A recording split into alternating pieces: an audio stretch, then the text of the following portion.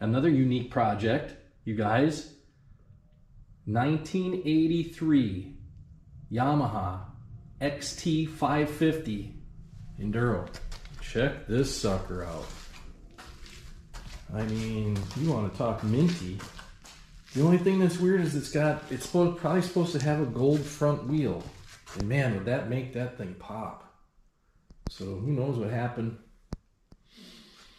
But it's here for a choke cable. You can see when you try to release it, the cable, and it's compromised. I mean, it's the ugliest thing almost on this bike. But yeah, no electric start, kick only.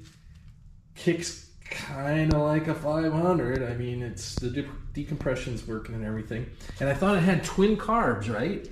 Well, it's not. Look at that thing.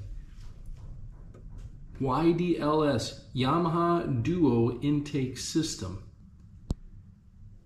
Yamaha and their gimmicks, you know? I mean, this is a carburetor on this side. See, there's a float bowl. And they say that, I looked it up in the manual, it only runs off the one until you hammer down, and then it opens up the secondary one. So each one feeds an intake valve. So you're only running on one intake valve until you hammer down, then it's on two intake valves. Yamaha.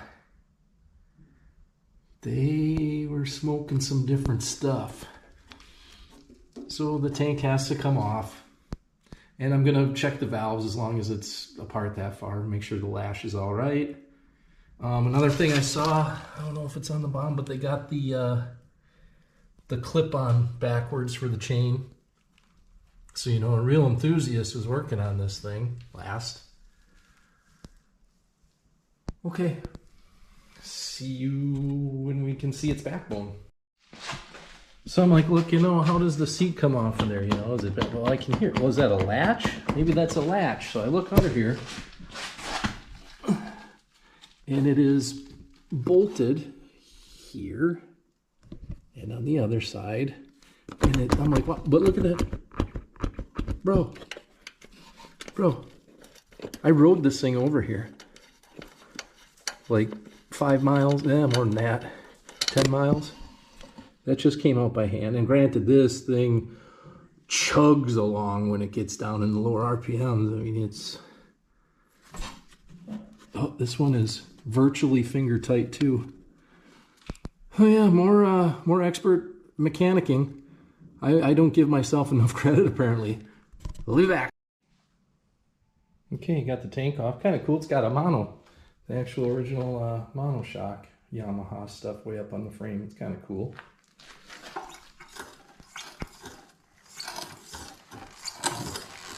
Almost even works.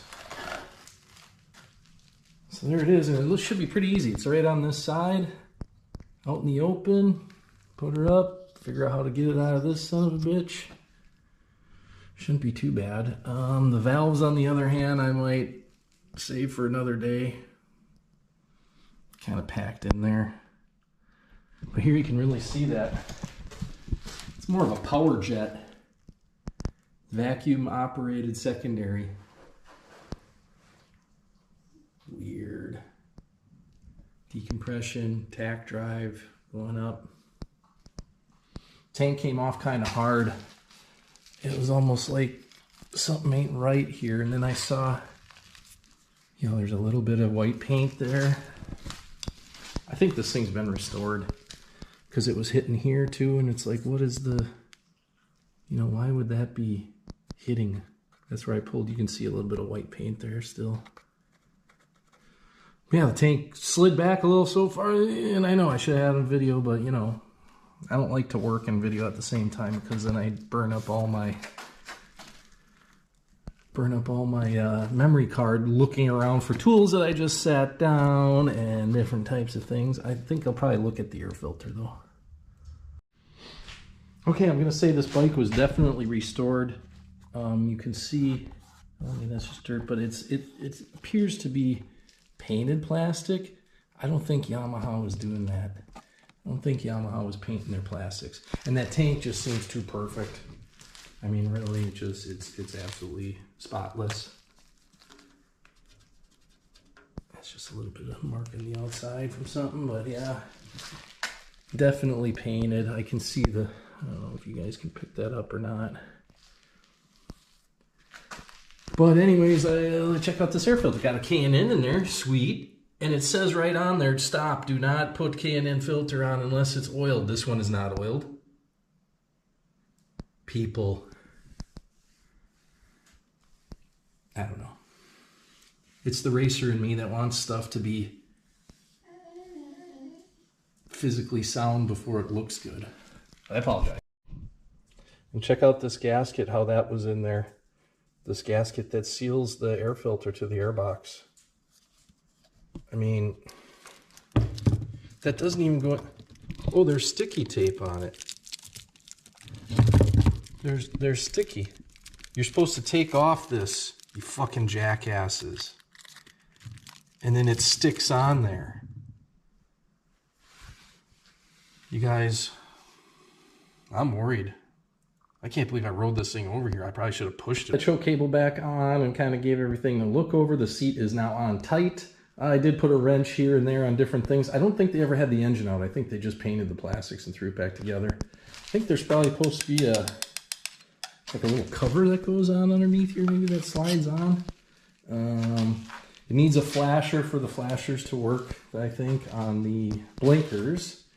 So you just do that manually, but here's the choke.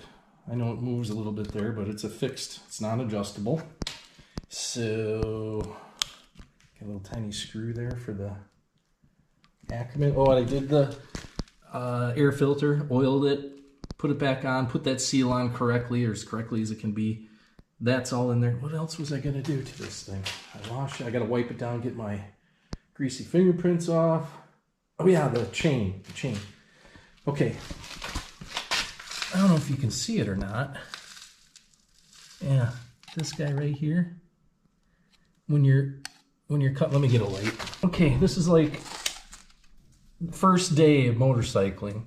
When we put on our clip, the tire rotation or the sprocket rotation goes this way. If you catch something on a rock and it's going this way, it's going to catch and peel that sucker right off of there. So I'm going to take that off and spin it around, because you guys know that's the way it's supposed to go, right? I mean, you guys know, right, that that's the way it's supposed to go.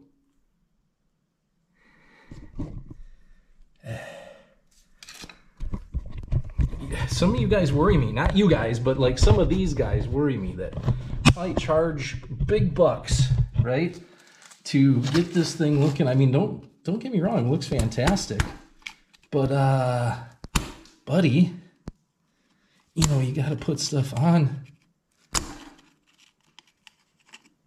so that it makes sense. As I'm totally destroying this clip. No, I'm not.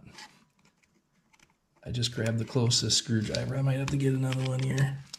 Maybe that's why. Maybe that's why it wasn't on here correctly, is because it can't get the fucker off. There we go. Spinny. There. Now if you'll see, now if the chain is coming this way and something happens to hit it, hey, it just goes on. So yeah, another good job done, I think. She's a pretty bike. Won't wheelie to save its life. Unless you sidestep the clutch at about 6,000 RPMs. I'm giving her the green light to ship back home. So yeah, hopefully I'll have some videos up here soon. I'm going to be putting together that Takati engine. See if I can get some parts coming for my CR250. I think I'm going to do a little bit of videoing now of the 185 because I haven't done a ripping video here lately, so pop wheelies.